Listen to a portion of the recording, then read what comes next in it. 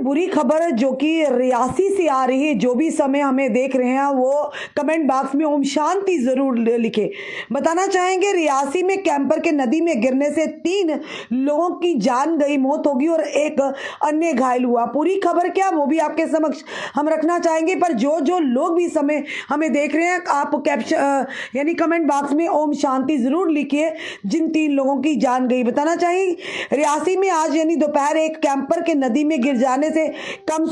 3 लोगों की यानी कि जान गई है और एक की यानी एक अन्य व्यक्ति घायल हो गया है। बताना चाहेंगे एक अधिकारी ने बताया कि एक कैंपर जिसका रजिस्ट्रेशन संख्या नंबर JK01B8022 है, जिससे रियासी के माहौर के बलमा कोट निवासी अब्दुल करीम के पुत्र जाहिद अहमद चला रहे थे, जीरो मोड़ गोटा से लुढ़क कर नदी में गिर गए। अधिकारी ने कहा कि घटना में 3 लोगों की मौके पर ही मौत होगी और एक अन्य गंभीर रूप से घायल हो गया। एसएचओ चसाना सुमन सिंह ने इसकी पुष्टि करते हुए कहा कि घटना की अधिक जानकारी जुटाई जा रही है। अभी तक की बड़ी खबर और बुरी खबर जो कि रियासी से आ रही है कि एक कैंपर जो कि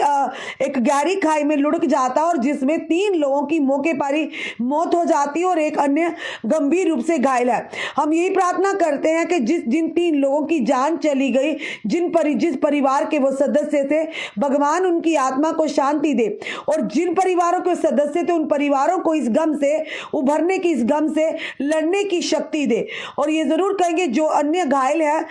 वो जल्द से जल्द स्वस्थ होकर अपने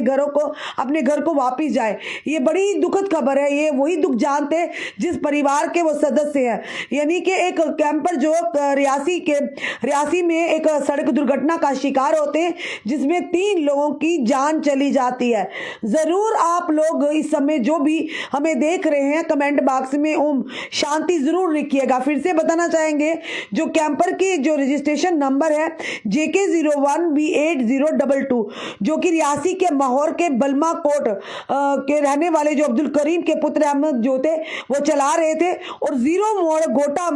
से जो ही वहां पहुंचे वो लुढ़कर नदी में गिर गए और जिसमें गिरने से 3 लोगों की मौके पर ही मौत होगी और एक अन्य गंभीर रूप से घायल है। फिलहाल जानकारी जुटाई जा रही है कि क्या एक्सीडेंट का कारण क्या था जिससे वो कैंपर नदी में लुढ़क गया, जिसमें 3 लोगों की जान चलेगी। फिलहाल ये जो है मैटर ऑफ इन्वेस्टिगेशन रहेगा, जांच का विषय रहेगा, पर आप अभी की जो फिलहाल जो जानकारी अधिक जुटाई जा रही है, जो एसएचओ चसाना की तरफ से जो हमारे तक सूत्रों के आधार पर खबर पहुंची उनके द्वारा ये पुष्टि की गई है और ये कहा गया कि आगे की जो जानकारी फिलहाल जुटाई जा रही है। आए दिन इस तरह के हादसा होते हैं, चाहे हम पुंछ राजौरी की बात करें, रियासी की बात करें या किश्तवाड़ डोडा की बात करें, कई बड़े बड़े हादसा होते हैं। जरूरी है इन हादसों के पीछे का कारण जानना, क्या कि किन वजहों से ये हादसा होते हैं, उन पर किस तरह से अंकुश लगाया जाए। किस तरह से पिछले दिनों अगर बात करें तो एक बस की गिरने से लगभग 40 लोगों की जान चली गई थी।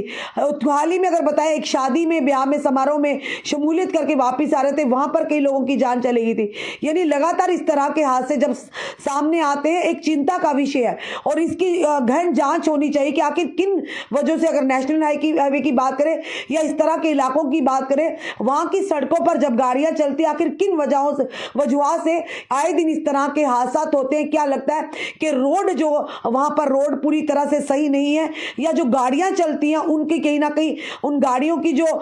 यानी कि कहेंगे उम्र है वो हो चुकी है, यानी उनकी जो मर्यादा कहते हैं वो हो चुकी है, उस वजह से गाड़ियां जो है वो दुर्घटनाग्रस्त होती। इन चीजों पर गहन जांच होनी चाहिए और इसमें एक अहम जिम्मेदारी आरटीओ